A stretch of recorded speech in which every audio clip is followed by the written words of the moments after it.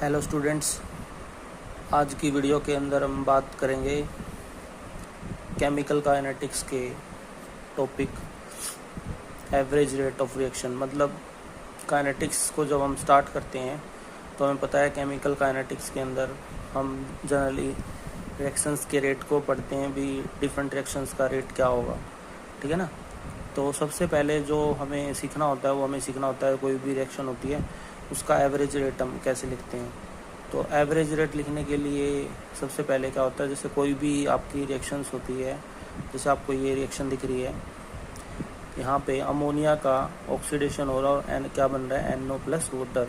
तो सबसे पहले आप अगर यहाँ पे रेट ऑफ रिएक्शन लिखोगे इसका, तो हमें पता है ये रिएक्टेंट है, ठीक है, और रिएक्टेंट की कंसंट्रेशन टाइम के साथ क्या होगी, डिक्रीज हो जाएगी, यानी तभी तो प्रोडक्ट की फॉर्मेशन होगी ना।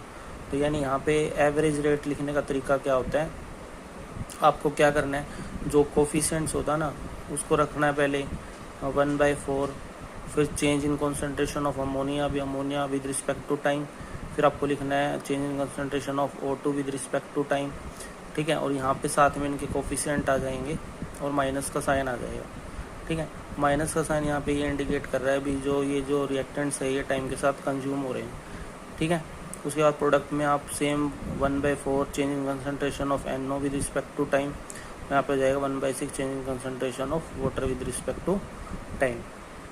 तब कोई भी जनरली रिएक्शन है, कोई भी रिएक्शन है, अगर उसमें रेट ऑफ रिएक्शन निकालना तो आप उस रिएक्शन को ऐसे लिखें और उसके बाद रेट ऑफ रिएक्शन निकाल लें, ठीक है। चाहे आपको कोई भी कंसंट्रेशन दे दे, चाहे रिएक्टेंट्स की दे दे, चाहे प्रोडक्ट्स की दे दे, ठीक है। तो आप किसी का भी कंसंट्रेशन टाइम के साथ आप क्या कर सकते हो, रेट ऑफ रिएक्शन को इजीली फाइंड आउट कर सकते हो। और rate of disappearance of ammonia का मतलब क्या है, भी जो अमोनिया है वो टाइम के साथ डिकम्पोज हो रहा है। तो यहाँ पे आपको एक बात ध्यान रखनी है, अभी जब आप डिसअपीयरेंस लिखोगे तो उसमें कोफिशिएंट को साथ में ऐड नहीं करना है, क्लियर।